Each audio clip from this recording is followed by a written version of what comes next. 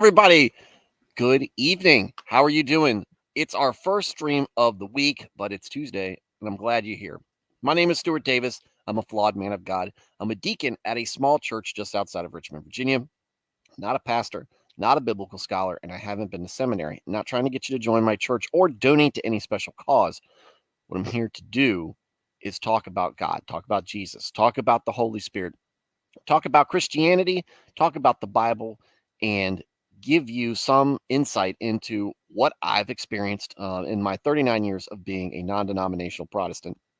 Um, I do not subscribe to any particular doctrine or denomination, just in the word every day, trying to do it a little bit better or a lot better if I can help it than I did the previous day. Sometimes I make it, sometimes I don't, sometimes it's neutral, whatever. But if you are interested in being in learning more about Christ, maybe because becoming a Christian, maybe there's something that you're experiencing that you want to feel like there's more in this life, in your existence, beyond what you experience here on earth. Welcome to the show. Glad you're here. Hope you get something out of this, whatever you can. This is a very amateur look at Christianity from a person who has lived in it all my life. um want you to stay I want you to stick around. Hopefully you enjoy what you get here. This show is also for those who are already Christians and just want to participate or just listen to Christian topics and Christian perspectives on a variety of issues, both within the church and outside of the church. How um, the current events, how the history has affected us. So, whichever way you land on that, uh, I encourage you to be in the chat, be active in the chat, um, and ask questions where you need to ask questions, give insights, give thoughts when you think you need to. We do a lot of discussions on biblical topics. We do a Bible read through. Um, I'm going to give my takes, but I also want to hear your takes on it. You might be right. I might be right. We might agree. We might disagree. I don't know, but this is how fellowship works. The chat is a great feature that we've got here. We've got a good collection of folks who are in here participating. Works very similar to a Wednesday night study group or a Sunday school, if you're more familiar with that. And with that said, welcome everybody to the show. I hope your weekend was great. I hope that your Reformation Day was great last night as well. Happy Halloween. I had a blast myself, even though I really phoned it in this year. And I think I was talking about this somewhat last week, going into the weekend. Things have been busy with me, with work, hasn't been a focus for me. Um, Same thing with my wife starting up her business. We really just didn't put a whole lot of thought into things. And so we ordered some stuff off of Amazon at the last minute, put it together, and it went really well. She decorated. She did the majority of the decorating, by majority all of it, and I showed up and handed out some candy. Some candy I ate, as is my right. But pretty good night all the way around. We had a significantly less people than we normally get, but it also started raining very at the beginning. It was overcast. The temperature was great, but the weather was a little murky, and I think that kept a couple people out. Plus, we weren't at our normal location. We have a lot of construction going on at our church right now, and that has forced us to relocate our trunk or treat. Now, hopefully next year, everything will be all the construction goes as scheduled, and we will be having trunk or treat back at our normal location, and folks will be showing up, in greater numbers, and maybe we'll have some um, better numbers than we did. Yes, yes, some candy was thrown at me. Um, One out of two landed, which for the gentleman in question is a very high accuracy ratio from him. 50%. If you've ever seen him play softball, it's a high number. But he's not here. He's not here to defend himself. So, and and nobody else other than you and me, Pete, will know what we're talking about on that. So, but welcome everybody, welcome, and glad to have you on the show. We're gonna do things a little bit different. We're gonna talk about a couple of things, just our normal, pre study um, talk, especially after the week, and then once we get out of that area, then my son is actually just off camera. I'm gonna go take him and put him down to bed at that point, and it'll only take a couple of minutes, and then I'll be back, and then we'll start getting into the Bible, which is going to be it's going to be interesting. It's going to be some interesting reading tonight. It's going to get a little. It's just going to be different, right? And not different that it's going to veer um, off the beaten path. It's just going to be just some interesting things happen. Um, it'll get really different once we get into Psalms and Song of Solomon, that kind of stuff. But for right now, it's just things are going to get. It's a lot of plot twists tonight, and that'll be pretty good. Not a lot of plot twists, but some plot twists. And something I was thinking about, the folks in the Discord already know that I'm about to ask this question, and maybe I can figure out how to do a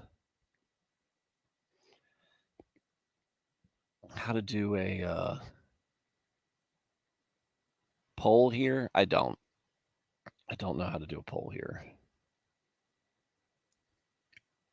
One of the things that I'm thinking of doing is next Tuesday, when I stream, doing a stream where we're discussing the elections that are coming in, midterm elections. I'll put something up there that might, just a little bit of bait out there for the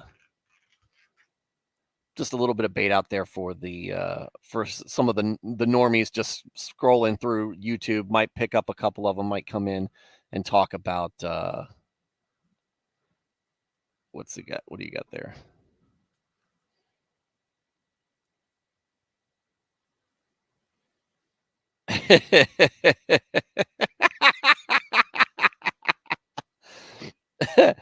You really got this down correctly. I'm not going to put this on here because it's got his name on here, and I don't want to share my son's name on yeah. All right, while I'm talking about this, one or two in the chat. One, if you want me to cover the elections and as they're coming on, kind of do like a multi-stream thing where we're all kind of tuned into one of the channels and discussing discussing things. Or two, if you'd rather us not talk about it at all. So type 1 in the chat if you want to talk about the midterms on next Tuesday, or type 2 if you don't want to do the midterms next Tuesday. I'll go in here. I don't try to. We avoid a lot of politics on this show just naturally because we've got other things to talk about. But it has been an impactful year. So hold on a second. Anyway, so while y'all are chewing on that, so he did remind me of something I didn't do. Like and subscribe. If you like or subscribe this, if you want to like and subscribe to this channel, please do so. He put the notification bell and the subscribe button right there on the picture. He said please, his name is the best. He put hashtag God is good. He's got Nico. He's got a chat window with Nico. All it says is Nico saying hi over and over and over again, like 1, 2, 3, 4, 5, 6, 7, 8, 9, 10, 15 times. And it says Nico is in the chat. And it's a picture of me. It's a picture of me on YouTube. Please tube. I don't know where he's got. I don't know what he is already a better grifter than I did. I kind of hold back a little bit on here how much personality, how gregarious I am in real life. Y'all get a good measure of it, but I'm a little bit bigger I guess, or more gregarious in person than I am on here, because I'm trying to be a little bit more serious here than I usually am.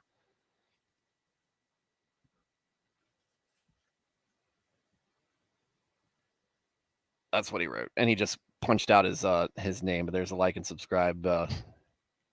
Also, capitalize God. That's what you got to do. Um, but he has got an ample amount of personality. So that's and it's good. It's good natured. See, when I was a much more troubled kid at his age. I felt like I wasn't dealing with my emotions as well and as healthily as he is. So it makes me proud when I see him do things. And did I say gregarious? I meant gregarious. I did mean gregarious. Um, but between that, his performance in school and his soccer playing, I got a great picture. I might I might share it in the chat. Or not in this chat. Might share it in the Discord. I don't know. We'll see. But I'm neglecting the chat, and the chat has been talkative, and I do need to respond to you guys. Nico's first, Dresden second, Alias coming up third. Howdy, everybody. Glad to see you guys are here. I know because he was in the Discord. Wild Weeb is in here somewhere. Hopefully but he's not in the chat. It doesn't sound like. Nico says on time and fed beard. What I told Nico earlier is just assume everybody's a fed. Assume they're all feds. I'm a fed. You're a fed. Your parents are feds. Everybody's a fed. Makes things better.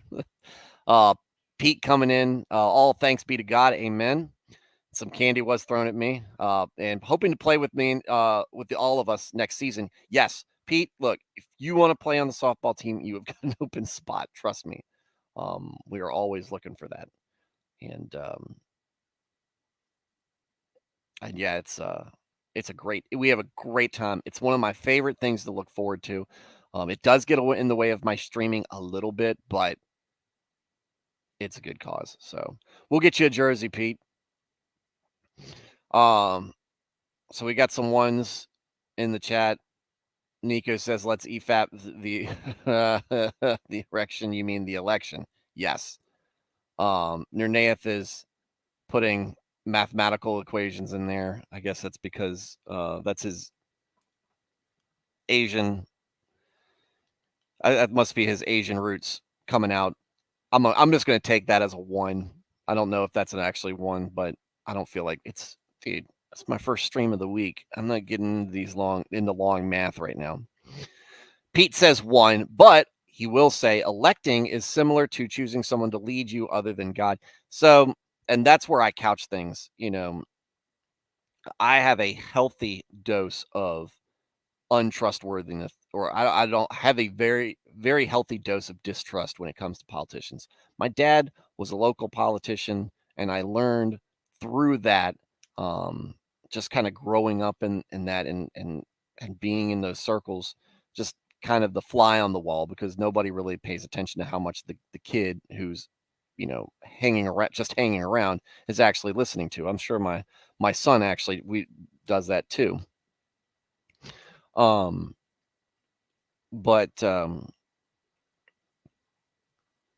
what you learn is politicians are generally untrustworthy.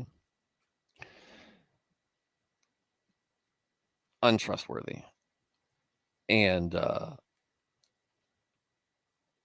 when we put them in these positions, we have to do that with a healthy dose of responsibility. And I'm getting into this. This is something I was probably going to get into, and I probably still will next Tuesday.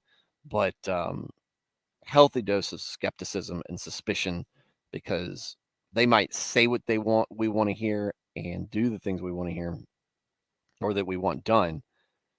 But does that mean they're going to continue to do that when it's the right thing to do, or are they doing it because it's the popular thing to do? And even if they do that, are they actually living the life that we should? politicians so often are a means to an end. They're not people that we need to glamorize, but we do. Not people that we need to fawn over and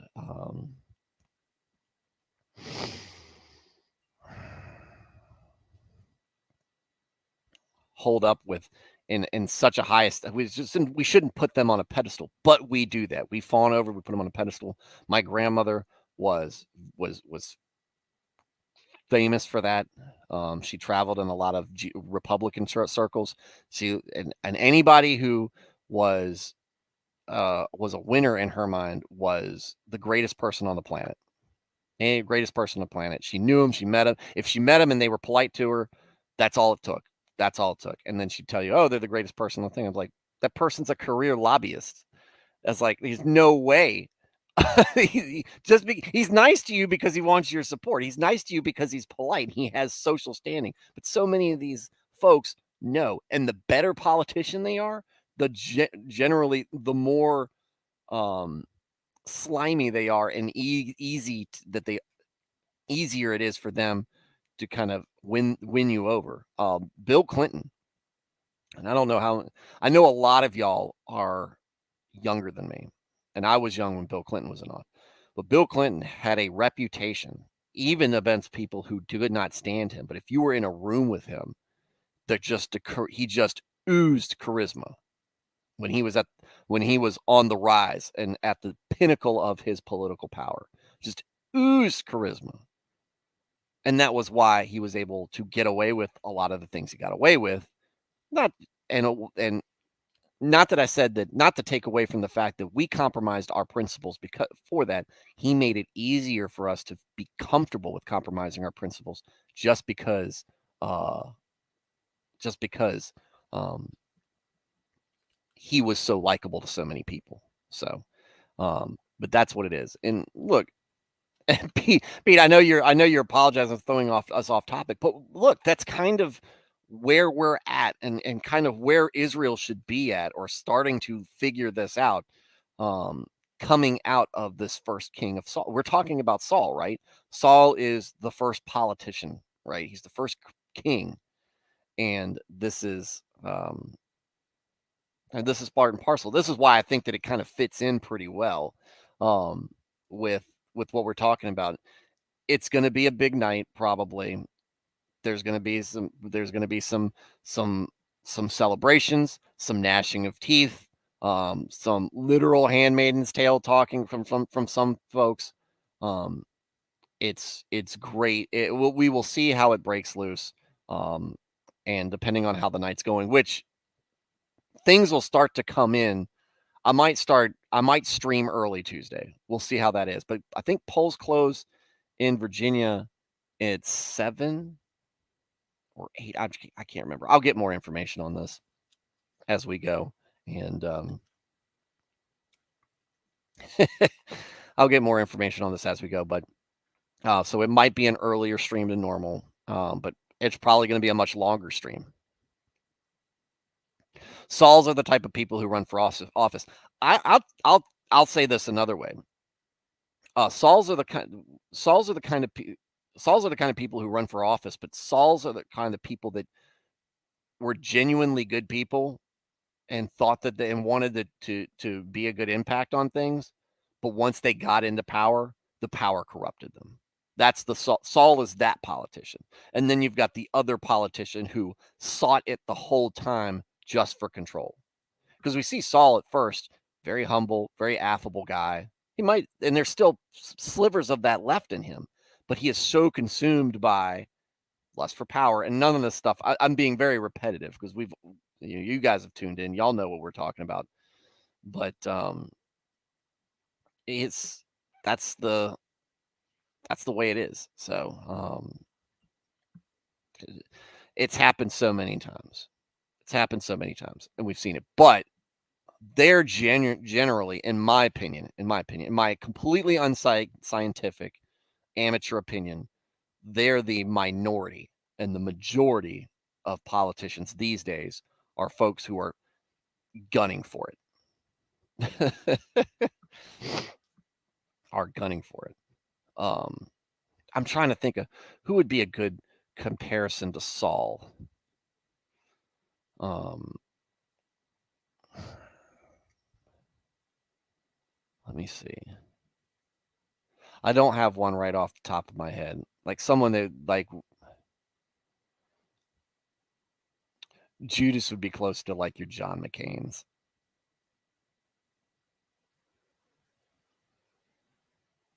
There's a couple of Sauls in American politics, but you can't think of them. Who came in? Dan Crenshaw. Yeah, Dan Crenshaw was. That's a good opinion. That's a good take, Porcupine. I like that. Dan Crenshaw is probably a good take on that. And so, um, and that's in. We'll see because he's probably his star is still on the rise. On in the GOP side, so we could see him take a swing at the presidency. So we could see if he's able to be a good president or a bad president. But I really, guys, I really feel like, and I'm not a person who likes anybody, any politician. I don't feel like there's been a good president, like a genuinely good person president, since Reagan, right? And he had his flaws in there, and he was just kind of a goober. And look, don't get me wrong. I voted for Trump. I liked a lot of his policies. I liked a lot of things he did, and I knew much of what he was doing was stuff that was needed to be done. That's why I initially thought that he was a clown and kind of a cartoon character. But what he was saying was stuff that I had been saying for years. And there you have it. And so it was, and I don't think that he realized, or maybe he did. I think he thought his star power was going to overshadow it. I don't think he realized how much of a headwind he was going to meet when he got in and had two parties who didn't want him to be there. Right. That Trump was the or is the prototypical, I don't have to like you as a person to think you'll do a good job. I just want you to do a good job. And I think he did, personally. I think he did do a good job. Slipped up on a couple of things, but look, nobody's perfect. And look, that's a hard job for anybody to do. But you could say the same thing about Reagan, though, right? Same thing about Reagan. He did a massively good job. But it's I knew what he was going to end up being. He was going to be a hammer to a lot of the institutional politicking that goes on. Because DC politics is an aristocracy, right? They're not us. They don't want to be us. They want to look down on us. And us is anybody. Us is anybody who isn't them, right? Or isn't actively trying and act like a. No, it's probably just anybody who isn't them. Attempting to overturn much of the wickedness in this nation became hated for it. Well, let's talk about one of the best things he did was he put the things that we should all be giving him credit for. And a lot of the evangelicals won't, the mainstream evangelicals won't, is how much he put those three justices in the Supreme Court, and we got something I never thought was going to happen. Put over our Roe v. Wade in the dumpster, basically. And that's you talk about just nailing a sacred cow of the left and people and a lot of folks out there with a very misconstrued moral compass. And I want to know, I'm interested in seeing how much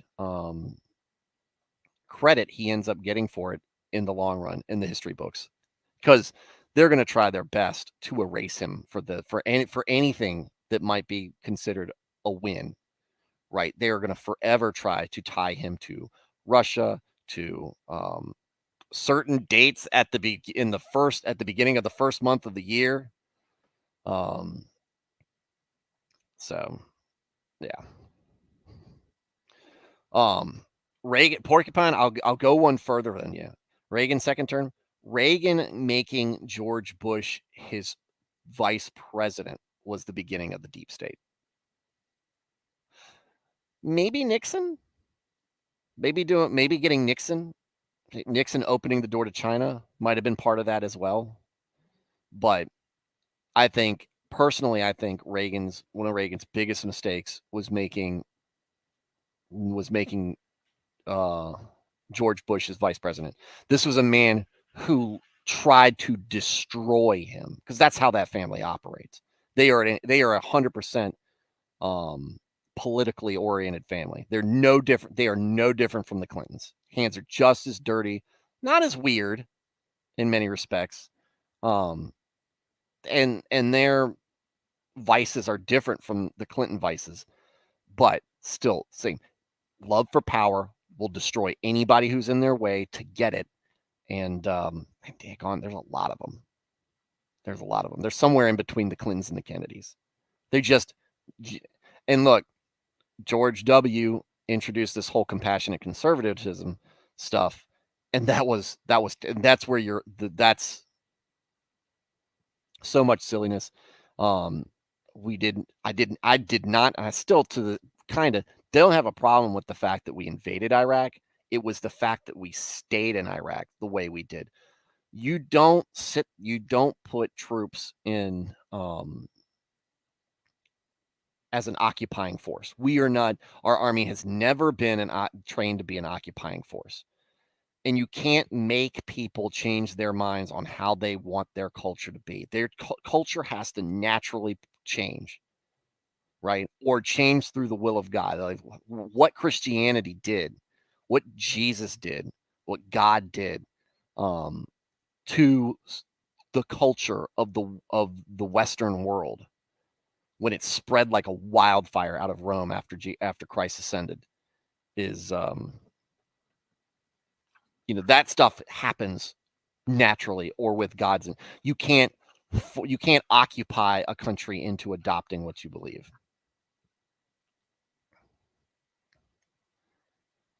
No, we're not doing that. We're not doing that. In fact, it's getting good. It's almost time for bed for you.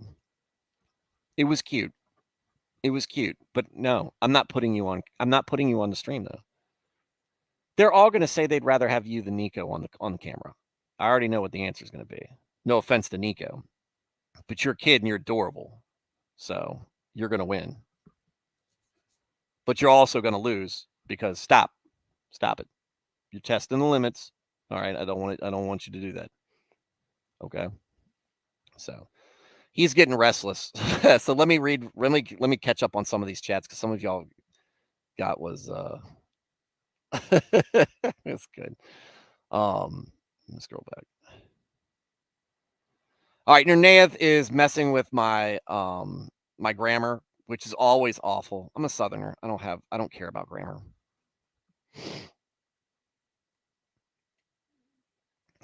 Nico says no. As an Asian myself, Nernaeth is just being autistic. Stop. That's too loud. Pete says, amen to that. That's why we must hold to truth and speak the truth, no matter if it's what itching ears, if it's not what itching ears want to hear.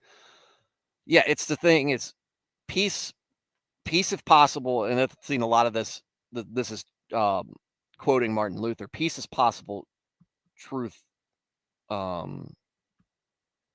all times, or something like that. Nernath, I'm sure, will correct me on that.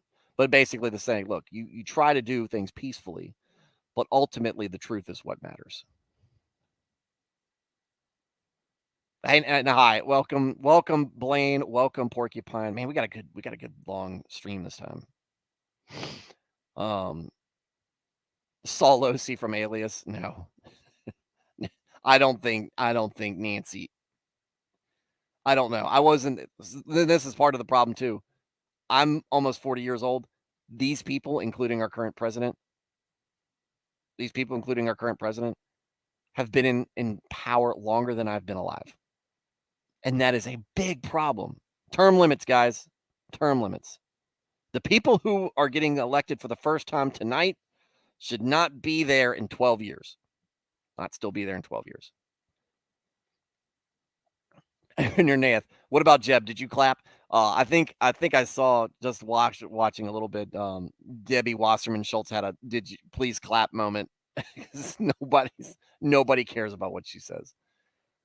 Blaine says, "Love when the definition of good is was a goober." Look, I like my government ineffective in many regards. There's certain things they need to be good at, but for the most part, I don't want them good at taking away my rights. I don't want them good at spying on me. Da, da, da, da, da. Reagan's second term was the beginning of the deep state. He was going senile as Congress did what they had done. Right, that's the amazing thing. As they raked people over the coals for the fact that Reagan in his second at the end of his second term was starting to show very real signs of Alzheimer's. We elected a president who has dementia, and it was showing dementia during the primaries, but he was the electable one, and nobody cares that once he gets into office, what do you do now? Now you got a man in brain failure running the country, or maybe that's what they wanted. I don't know. Pete says neither Bush was good. Boom, correct. Porcupine says CIA equals Bush equals no comment. Nika says no camera kid. Internet is a terrible place. I know. I tell him that on a regular. So the internet is and it's difficult to try to make a kid understand why the internet is a bad place. As a lot of good things come, like I think this stream is genuinely has a good aspect to it. But how many channels are like mine? How many are kind of the neutrals out there, and how many are filled with people trying to take advantage? Paying for prayers, having people pay you to pray is a grift that is as ungodly as I can think of. I wish Jesus would just materialize in their room and just flip over the cameras. That kind of stuff. People preying on kids, people preying on folks that are in bad places, groomers, all these things that go on. This all happens on the internet. It happens in real life too, but it's so much more easy to corrupt, so much more accessible to corrupt people, take advantage of people, step on people on the internet when they're consuming it, and they're really looking to people like us who just put a camera on our face as folks who, for some reason, because we did that, know more than other people. I don't. And I don't think any of y'all treat me like that, and y'all shouldn't. So you guys seem pretty smart. And you guys hold me accountable. Don't let me ever get to a point where I think I'm bigger and badder than the rest of you guys. So, all right. Well, I'm going to go ahead and put up the reading for tonight. And then I'm going to go.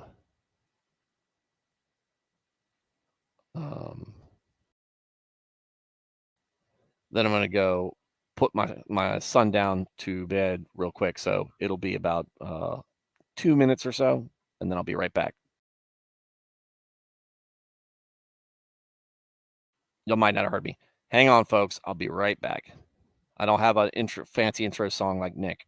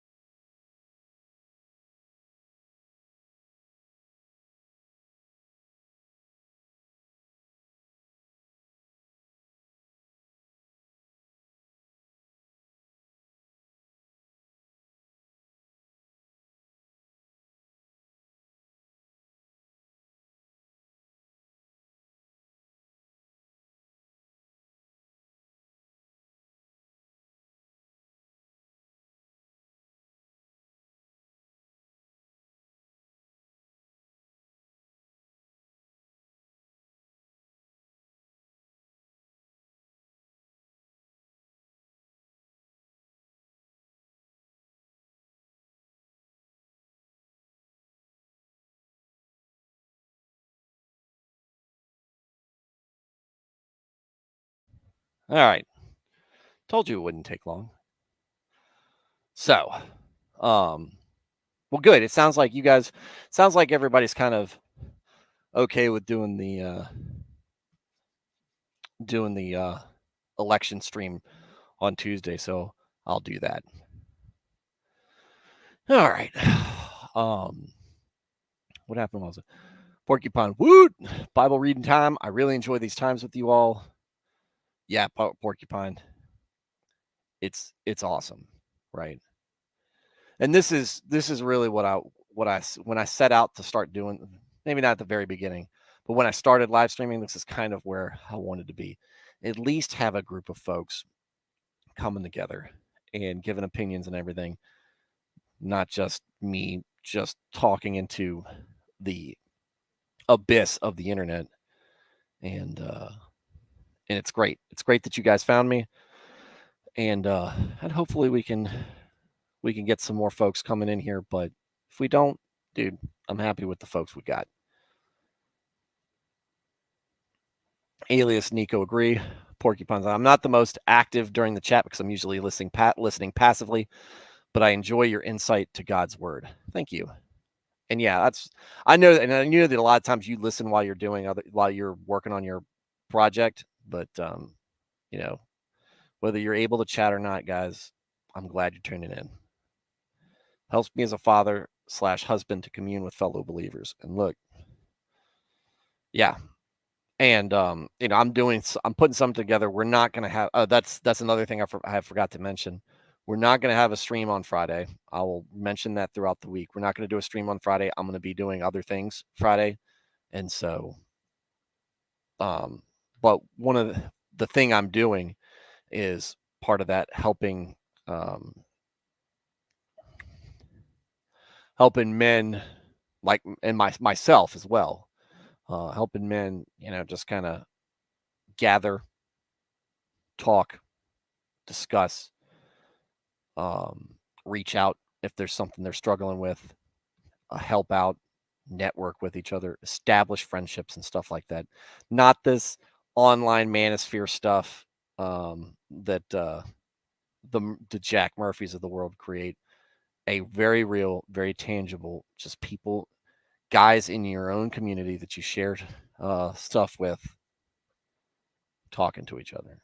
People that you already have some sort of semblance of a relationship with, maybe meeting a couple of other folks as well, and establishing bonds of trust, and kind of keeping tabs on each other. Because a lot of times Nick talks about it on his show a lot, and I think that's good. Men have our own.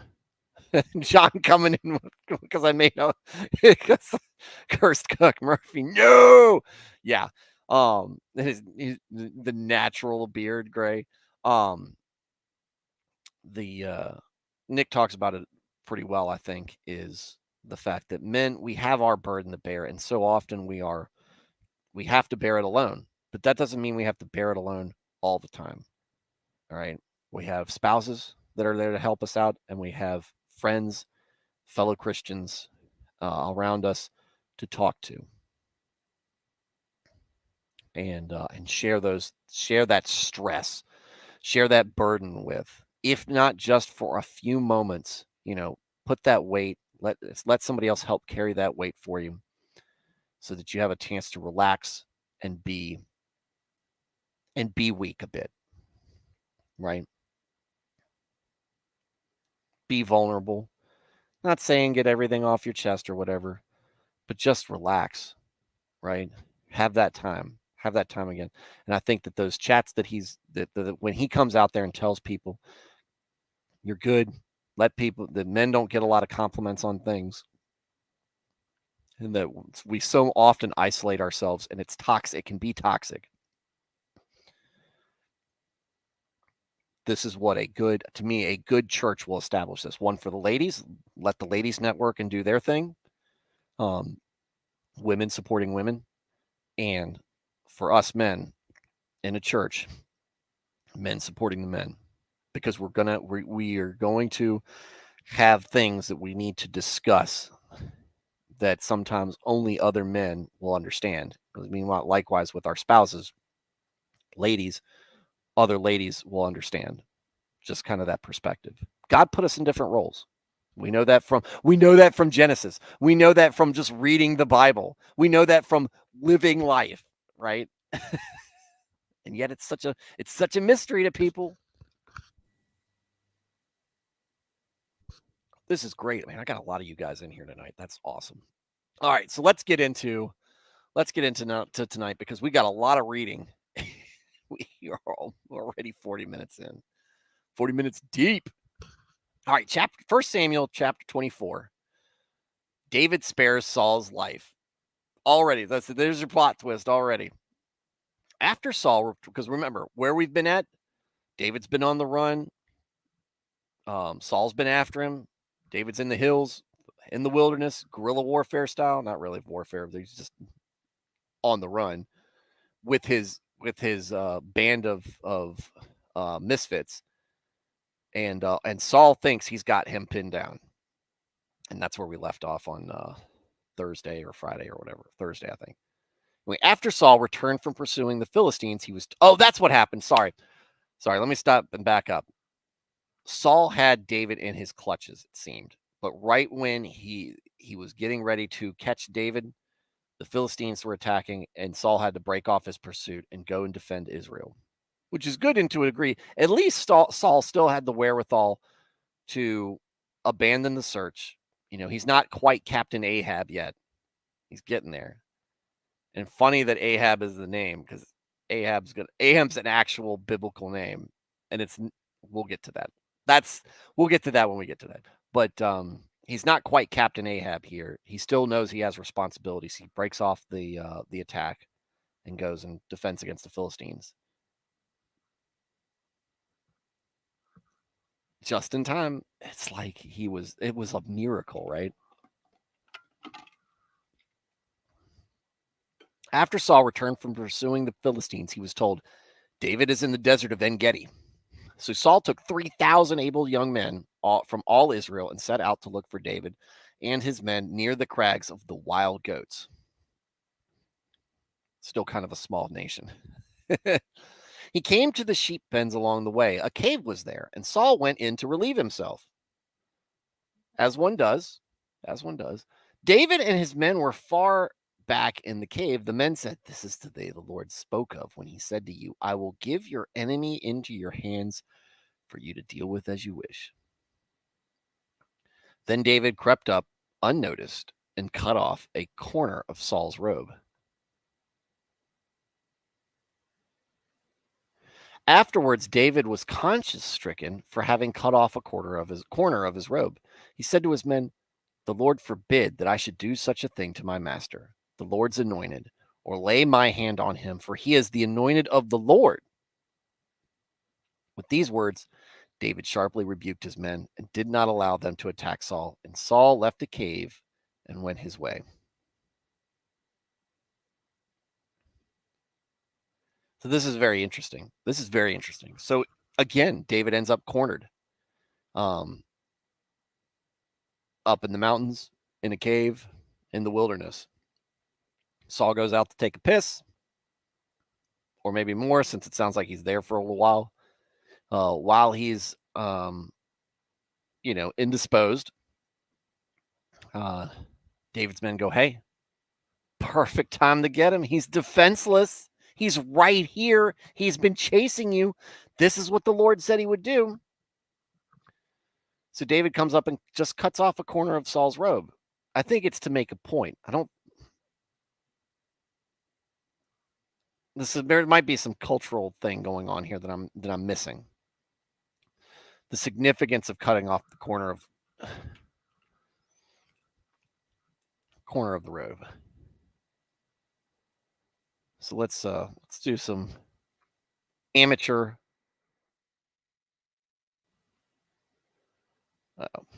Hang on.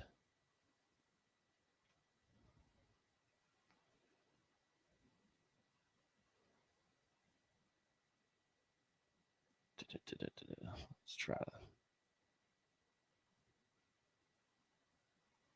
There we go.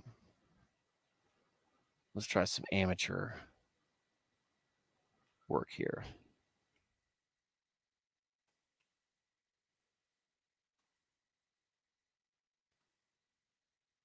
Significance behind that.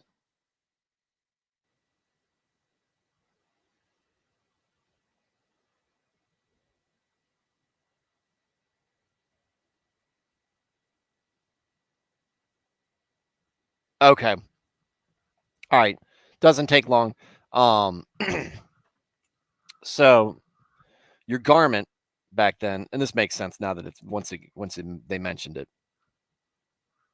Garment's a status symbol back then. Culturally, what you wear is a measure of what you are. So he cuts off a corner of Saul's robe to kind of embarrass Saul, right?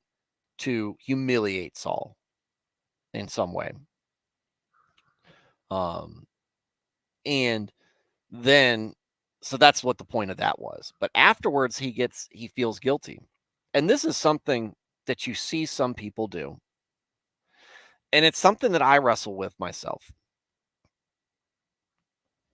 Pete says he feels that he has shown disrespect for God's anointed and those who are supposed to lead God's people. Right. This is right in line with that.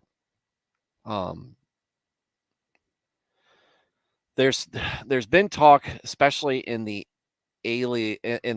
wake of all this COVID stuff, about accountability from people and how do we reconcile what has happened, right? And who has said what, who has done what, who has advocated for what. A lot of decisions were made,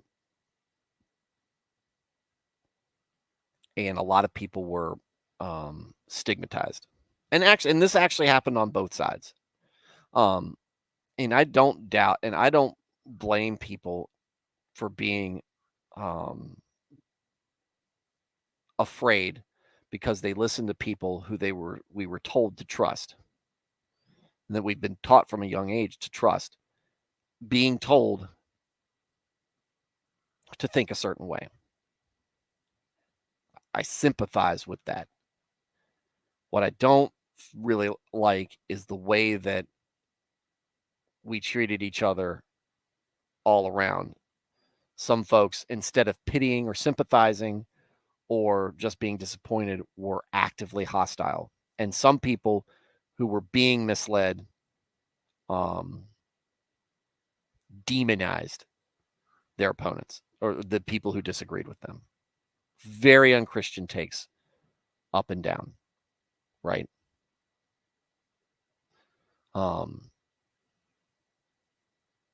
But now we're getting to the point where we understand very significant mistakes were made. Maybe unconscionable mistakes, maybe purposeful mistakes, maybe there was a bit of social engineering involved. And so there's a lot of hand wringing out now. And then it comes down to what has God ordained and who has God ordained? Do we take this out on people who, and this also goes to ministers who become corrupted. Saul is corrupted, right? But he was still anointed by God. He does wrong things. He has put entire towns to the sword for nothing, on their wrong pretenses, because he felt like they were disrespectful to him. Not that they were disrespectful to God, but disrespectful to him. And he took the Lord's justice into his own hands and did great evil. And even with that, and David knows this is what he's done. Lord forbid that I do such a thing to my master, the Lord's anointed, or lay a hand on him, for he is anointed of the Lord. Saul is still king. David has been anointed. Saul is still king. And David, throughout all of this, there's a reason. David has not fought Saul. David is still loyal in a great deal to Saul and his house. And we're going to find out more in just a second. With these words, David sharply rebuked his men and did not allow them to attack Saul. And Saul left the cave and went his way. Hope he washed his hands. Then David went out of the cave and called out to Saul, "My lord the king." When Saul looked behind him, David bowed down and prostrated himself with his face to the ground. He said to Saul, "Why do you listen when men say David is bent on harming you? This day you have seen with your own eyes how the Lord delivered you into my hands in the cave. Some urged me to kill you, but I spared you. I said, I will not lay my hand on my Lord, because he is the Lord's anointed. See, my father, look at this piece of robe in my hand. I cut off the corner of your robe, but did not kill you. See that there's nothing in my hand to indicate that I am guilty of wrongdoing or rebellion. I have not wronged you, but you are hunting me down to take my life. May the Lord judge between you and me, and may the Lord avenge the wrongs that you have done to me, but my hand will not touch you. As the old saying goes, from evildoers come evil deeds, so my hand will not touch you. This is a man who is loyal, and he is looking up. This is clearly a guy who looks up to Saul. Saul is kind of like is a father figure. He's not right. He hasn't replaced Jesse as David's father, but he is an older man of power and some degree of wisdom in David's life as a young man. He's a man that people like. Saul's not unpopular. He's just not as popular as David. David loves Saul. David is loyal to Saul. And this is him reaching out to him again. He is so deeply concerned, and this shows much of David's character, which makes what David does later very uncharacteristic of him. Shows much of David's character by doing this. He came right out and didn't just yell at him and try to have a conversation. He bowed down and put himself in a very vulnerable position, just as vulnerable as Saul was in.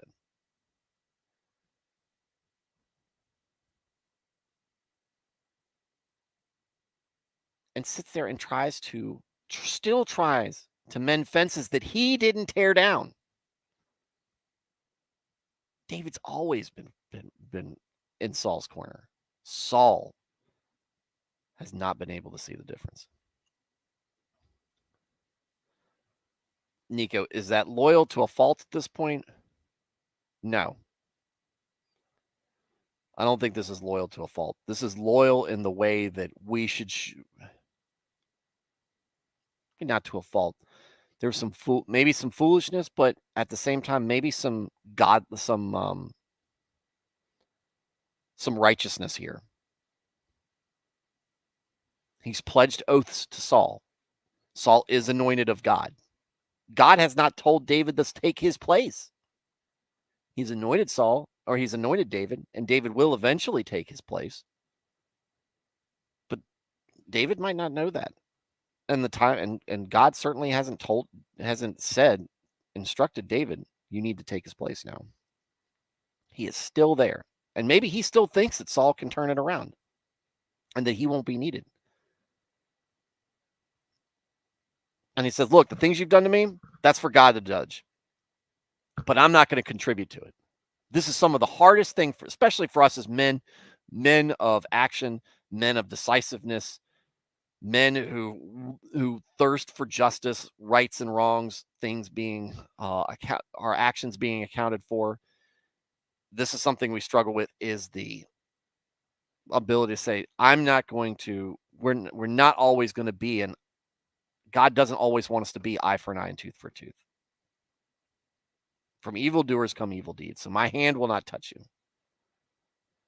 Against whom has the king of Israel come out?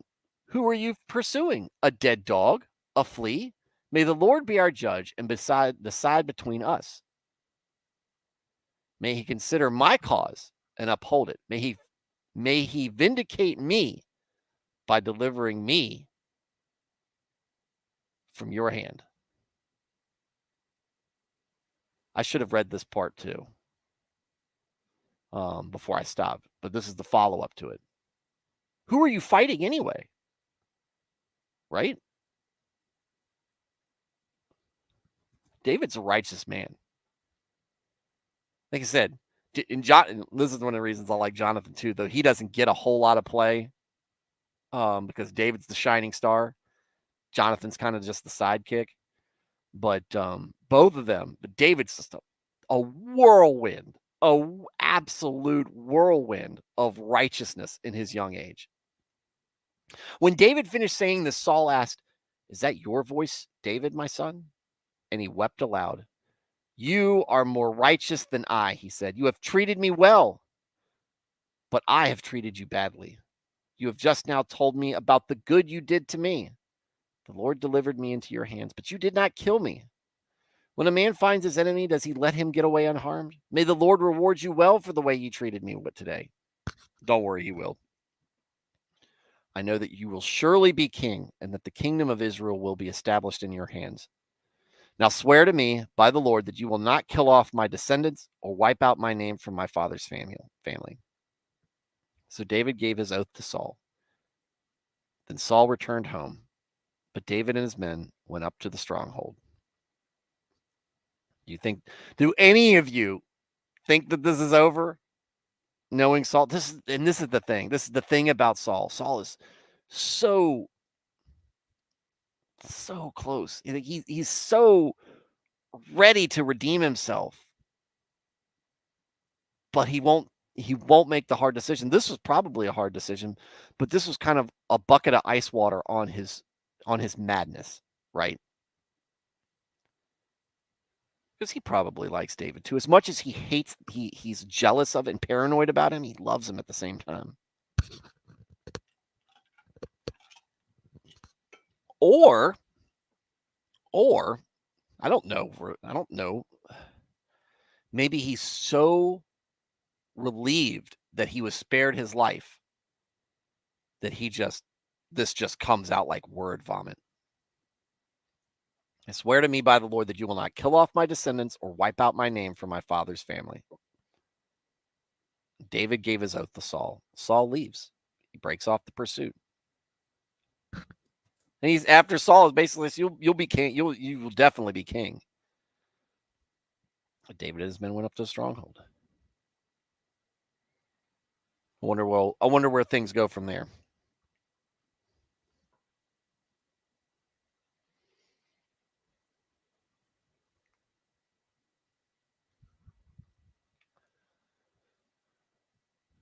Chapter 25.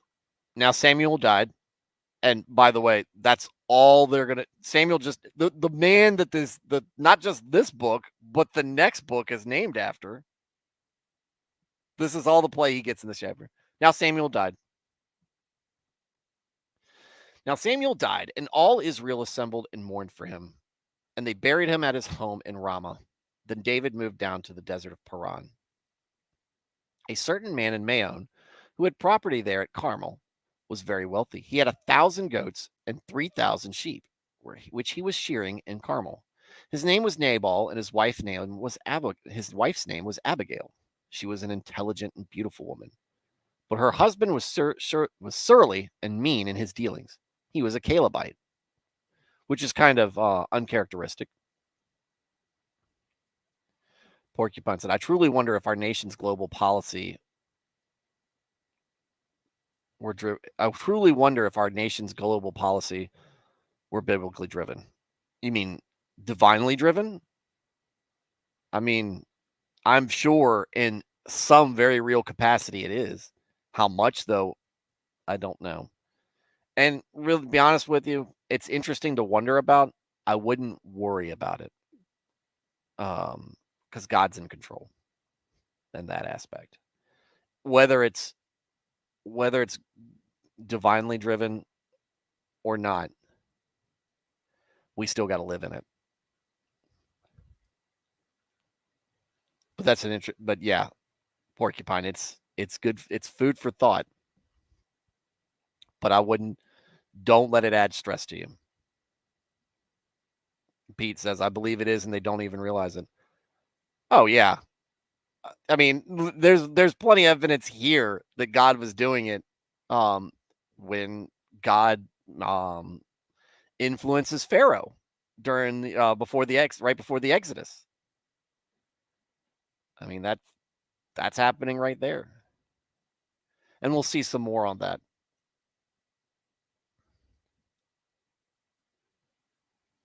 While David was in the wilderness, he heard that Nabal was shearing sheep. Ugh. Nabal was shearing sheep. So he sent 10 young men and said to them, "Go up to Nabal at Carmel and greet him with my name. Say to him, 'Long life to you, good health to you and your household, and good health to all that is yours.' Now I hear that it is sheep shearing time. When your shepherds were with us, we did not mistreat them, and the whole time they were at Carmel, nothing of theirs was missing. Ask your own servants, and they will tell you. Therefore, be favorable toward my men, since we come at a festive time. Please give your servants and your son David whatever you can find for them." So he's looking for a little bit of hospitality here. They showed it to his shepherds, the Nabal's shepherds, when they were there. They didn't mistreat him at all. Certainly, his shepherds were probably outnumbered and easily overpowered if they needed to be, easily abused. That's what people do when they are of ill intent, and that didn't happen. He goes, "Look, it's a festive time.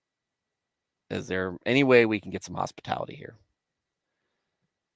When David's men arrived, they gave Nabal this message in David's name. Then they waited. Nabal answered David's servants, "Who is this David? Who is this son of Jesse?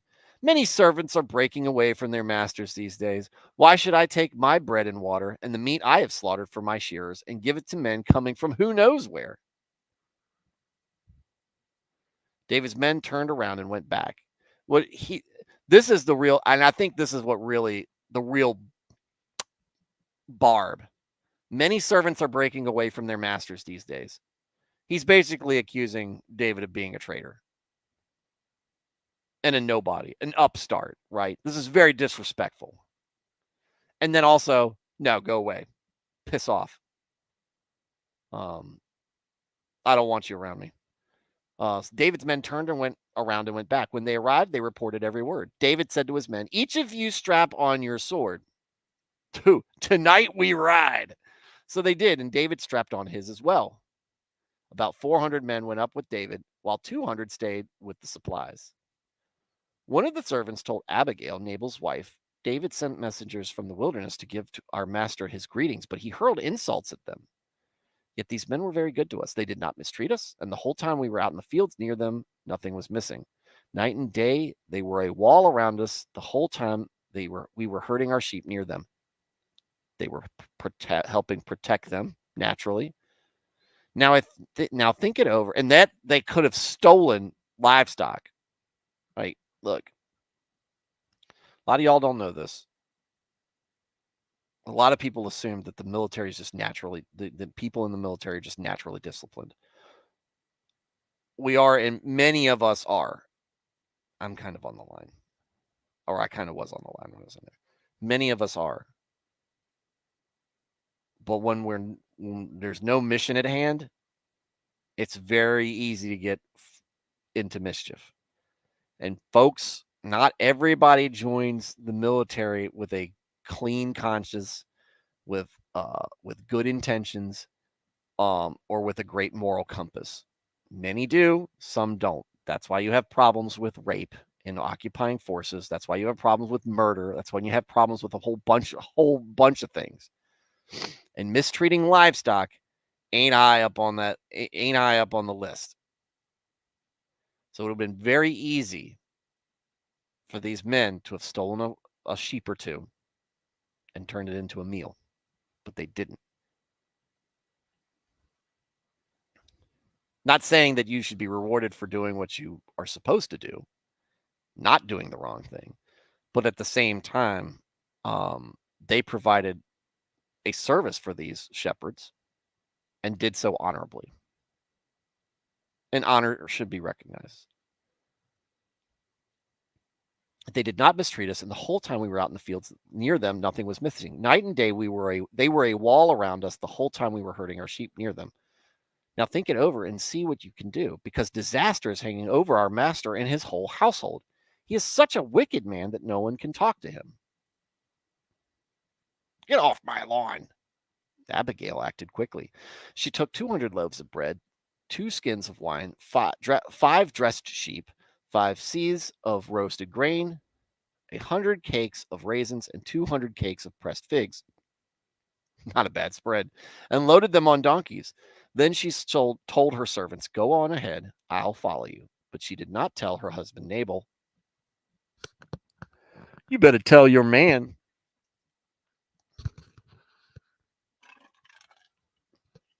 Look, this is an instance when the man is not leading his household correctly. Sometimes the woman has to step up and get things done. Very similar to Deborah. That doesn't mean that the woman needs to be in charge of the house. That means that the man has failed. And he did in this case. As she came riding her donkey into a mountain ravine, there were David and his men descending towards her, and she met them. David had just said, "It's been useless, all my watching over this fellow's property in the wilderness so that nothing of his was missing. He paid me back evil for good. May God deal with David, be it ever so severely." Why is David referring to himself in the third person? It starts. May God deal with David, be it ever so severely, if by morning I leave alive one male of all who belong to him. I'm getting ready to kill this dude and all his people. When Abigail saw David, she quickly got off her donkey and bowed down before David with her face to the ground. She fell at his feet and said, "Pardon your servant, my lord, and let me speak to you. Hear what your servant has to say. Please pay no attention, my lord, to that wicked man Nabal. He is just like his name. His name means fool, and folly goes with him." Dang! Absolutely torched by your wife, Nabal. I don't know if they married for love. Doesn't sound like this. Sounds like the customary arranged marriage here, and she is not happy. Which sounds dangerous because David is a handsome, dashing man of great charisma. Uh-oh. He is just like his name. His name means fool, and folly goes with him. I love this. I love this. Who's full of it, Nico? Or is you saying that she's saying that he is? And as for me, your servant, I did not see the men my Lord sent. And now, my Lord, as surely as the Lord your God lives, and as you live, since the Lord has kept you from bloodshed and from avenging yourself with your own hands, may your enemies and all who are intent on harming you be like Nabal. My Lord, be like Nabal. Fools. I mean, can they all be fools? And let this gift, which your servant has brought to my Lord, be given to the men who follow you. Please forgive your servant's presumption. The Lord your God will certainly make a lasting dynasty for my Lord, because you fight the Lord's battles, and no wrongdoing will be found in you as long as you live. Even though someone is pursuing you to take your life, the life of my Lord was be bound securely in the bundle of the living by the Lord your God. She's alternating between talking my Lord referring to David in the slower simple, my Lord like my master, and then when she says my Lord, me referring to God. So it's difficult to hear and make the difference, make the determination of the difference. If you're reading it, you see lowercase L's and uppercase L's. How's it going, Megan? Even though someone is pursuing you to take your life, the life of my Lord will be bound securely in the bundle of the living by the Lord your God. But the lives of your enemies he will hurl away as from the pocket of a sling. When the Lord has fulfilled for my Lord every good thing he promised concerning him and has appointed him ruler over Israel, my Lord will not have on his conscience the staggering burden of needless bloodshed or having avenged himself. And when the Lord your God has brought my Lord success, remember your servant. This is quite a diplomatic apology here, right? We can only assume, because she is very much complimented at the beginning as she was an intelligent and beautiful woman, while her husband was surly and mean in his dealings. And he was a Calebite. And Caleb was a good dude by every account. Nabal, man, you're not living up to your the reputation of your family. But she intercedes. She does what she's supposed to do. She's the good. Look, this is a man who's been blessed by God. And we're talking about Nabal, has been blessed by God. He has a beautiful, intelligent wife. He is very rich, right? And how does he pass that along to his fellow children of God from the chosen tribe of Israel? He treats them like dog mess, treats them like crap. It's not just David. He does this all the time, apparently. And, but here she is seeing what's going on and honoring God by not just being hospitable to a fellow Israelite, but being hospitable to an Israelite who's been anointed by God and is a champion of God. David said to Abigail, "Praise be to the Lord, the God of Israel, who has sent you today to meet me. May you be blessed for your good judgment and for keeping me from bloodshed this day and from avenging myself with my own hands. Otherwise, as surely as the Lord, the God of Israel, lives, who has kept me from harming you, if you had not come quickly to meet me, not one male belonging to Nabal would have been left alive by daybreak." All the servants who talked to Abigail immediately go, whew. Then David accepted from her hand what she had brought him and said, "Go home in peace. I have heard your words and granted your request." When Abigail went to Nabal, he was in the house holding a banquet like that of a king. He was in high spirits and very drunk. Don't do that.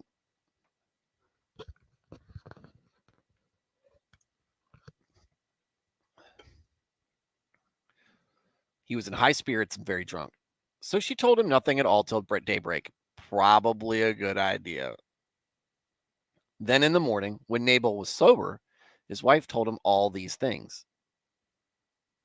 And his heart failed him, and he became like a stone. About 10 days later, the Lord struck Nabal, and he died.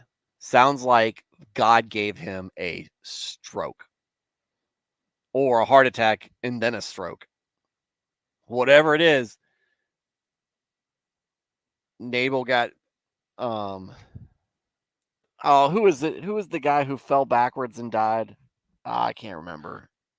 Crap. It was in Judges, I think. Very similar. That was him. That was cold. But look at this. Interesting, and this is an interesting sidebar.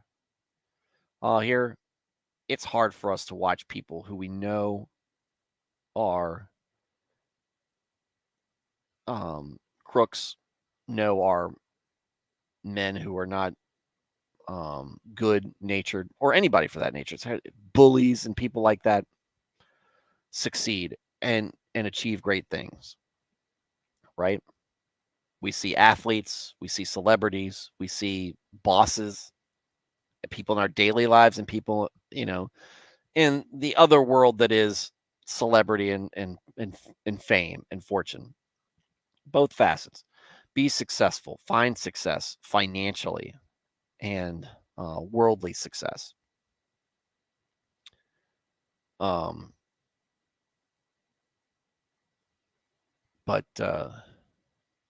here's an example. What goes around comes around eventually. If not in this life, before God. And Nabal, we'll see it. We'll see Nabal. We're seeing it right there. A man who was given many blessings, and he didn't appreciate them, and he was struck down. What am I missing in the chat right now? Megan K, back in there. Good. Car just crashed into the front yard. Be back. Wow. Like while you were listening. Good night. Emergency services just arrived. Wow. So is that, I guess these are people you don't know, like some just person just lost control in front of your house and crashed. Is everybody okay? Or are they just, checking everybody out to make sure they're okay? Who we got? Got a little bit of drama tonight.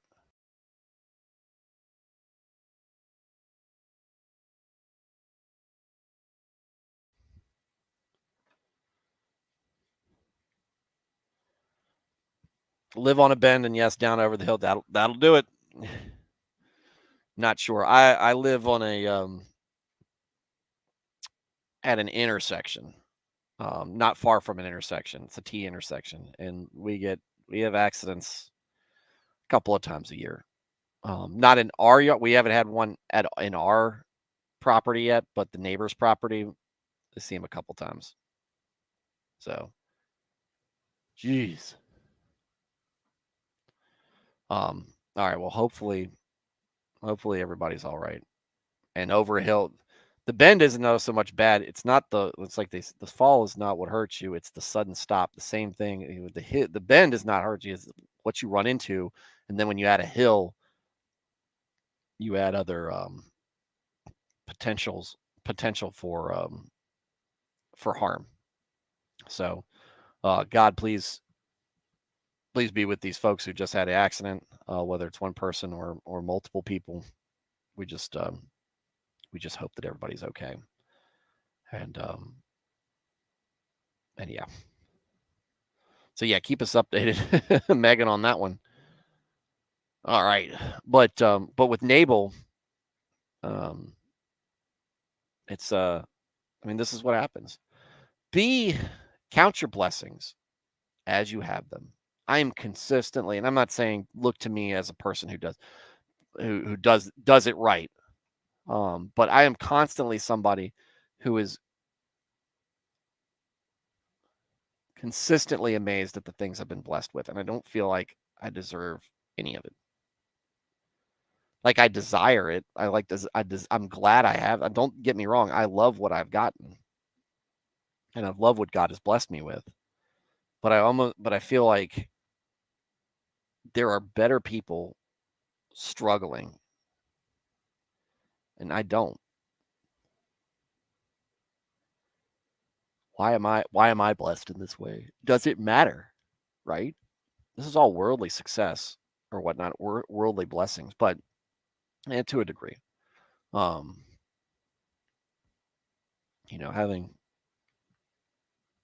a wife of almost 15 years, having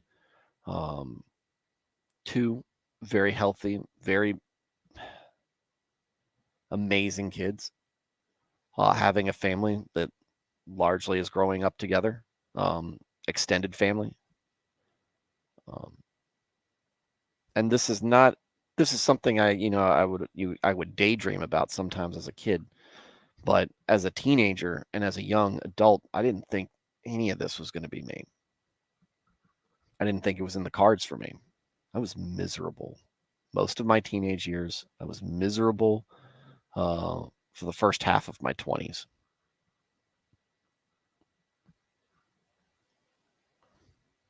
I didn't think it was going to get better. But it has. More than I could have possibly imagined. Except for that one time. There was one time I had a dream when I was in Iraq that my dad bought me a Ford GT, the supercar, not the Mustang, Ford GT, and I was driving that around. And I woke up and I was still in Iraq. I hated it. I was so mad. I was in a bad mood the rest of the day. Anyway, all right, let's close this out. Lord struck Nabal. About 10 days later, the Lord struck Nabal and he died. When David heard that Nabal was dead, he said, "Praise be to the Lord who has upheld my cause against Nabal for treating me with contempt. He has kept his servants from doing wrong. It has brought Nabal's wrongdoing down on his own head." Justice. Then David sent word to Abigail, asking her to become his wife. Oh, really?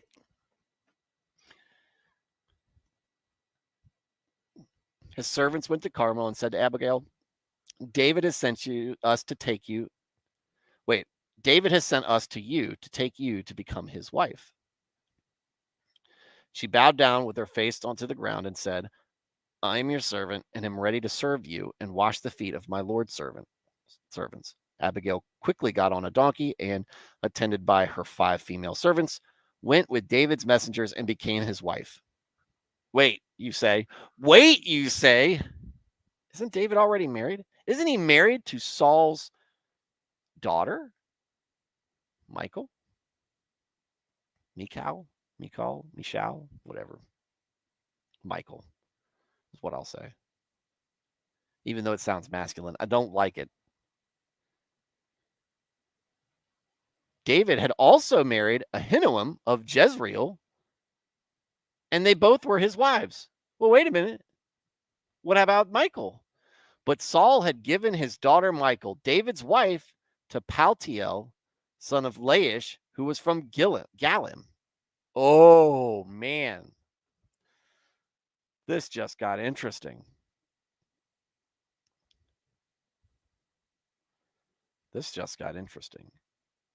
Abigail. David's already got a wife, Ahinoam. He had a wife before her, Michal. He lost Michal to Paltiel, but doesn't say that there was any divorce or anything. This is going to be it. I wonder how this is going to end up. And now he's got Abigail, who's smart and beautiful. Well then, sounds like we'll have some interesting stuff to talk about in the next couple of chapters. Maybe or maybe not. Maybe it'll be like at the beginning of chapter 25. Samuel died. And they buried him. Samuel, who was the books 1st and 2nd Samuel are all about Samuel, the last judge of Israel.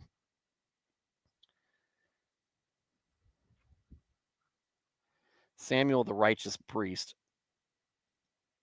gets 3 words at the beginning, basically. Now Samuel died. And we haven't even gotten to 2nd Samuel. What's that all about? I guess we'll have to find out as we read through here tonight. So, been a big chat tonight. Lots of y'all pouring in tonight. Glad to see all you guys. Glad to see everybody talking. Megan, keep us up to date on the accident. Hopefully everybody is okay. But Megan, wait, hold on. Pete, yes, hold on. Pete, I think one becomes mad when she sees David dancing for the Lord. Maybe she wanted the attention. All right, so my joke is, and that was Michal. Michal is the First Baptist. That's my joke because the stereotype, Baptists hate dancing. Michal gets mad at him. He lists the Real Housewives of the House of David. Gosh, this stuff is meme worthy. Neo Rice, I've missed you guys. We've missed you, Neo. I just assume Alias is relatively quiet. Will participate in the chat. Neo, you're very similar. When I don't hear from you guys, I assume that you guys are just listening. But there we go. Neo, I'm glad you're back. Wherever you've been, whatever's kept you away, hopefully good things. If not, glad to have you back here anyway. Either way. But we're going to wrap up. All right.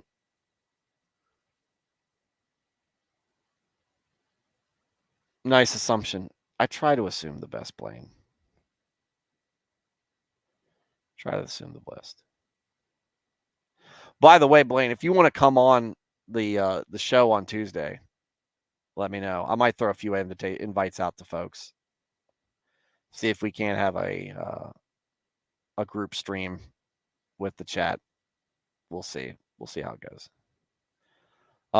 But let's go ahead and close out. Blaine, Nico, Pete, Neo, Megan, Porcupine. I say alias. Did I say alias? John Smoth. John is the quintessential lurker. John Smoth comes out of nowhere.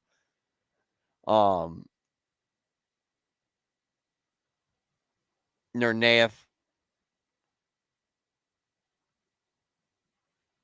Who else? Oh, and Dresden. Dresden's another big lurker.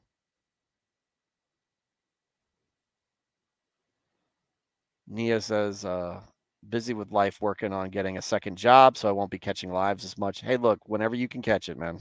Whether it's live or on the back end, don't care. Glad you're getting something. Glad it's good content for you. Blaine said election stuff. Yeah, I'm going to do an election stream next midterm election stream next Tuesday. Just kind of watching it happen, give commentary on it. Thanks y'all for this time. Alias be well. Look, all you guys that I just mentioned. Love you folks. Glad you come in here. Glad this thing that I do has some bit of meaning to it, and that y'all find it worthy, right? Because that's what I set out to do. And it's good to know, like, it's kind of like writing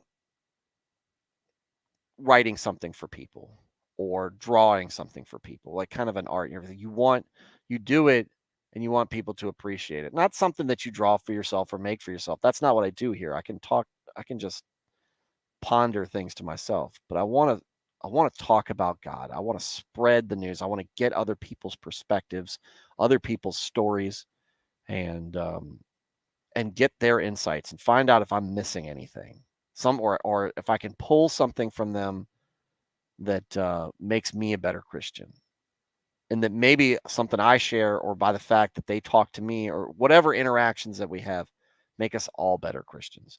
And people come back who can hear this, be a fly on the wall or be a participant or whatever, that salvation reaches them as well, because they find faith in it, and God led them here in order for them to find salvation, or to serve in whatever purpose that this does in their salvation. I don't know. It's happened to me once before. Somehow, my wife still gives me credit. I'm not sure, but she still gives me credit. Somehow I was able to bring my wife to Christ. And it was something that had bothered me while we were married. And she wasn't a believer. So,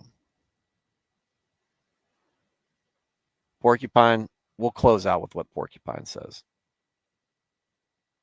It will start off with alias. Be well all. Because yes, be well all. Porcupine gives us a good closing. My verse of the day, yet what we suffer now is nothing compared to the glory he will reveal to us later. Romans 8:18. Amen for that, Porcupine. And with that, everybody, have a very good weekend. Have a very good evening. And I will talk to you guys tomorrow. But have a very good night. And God bless.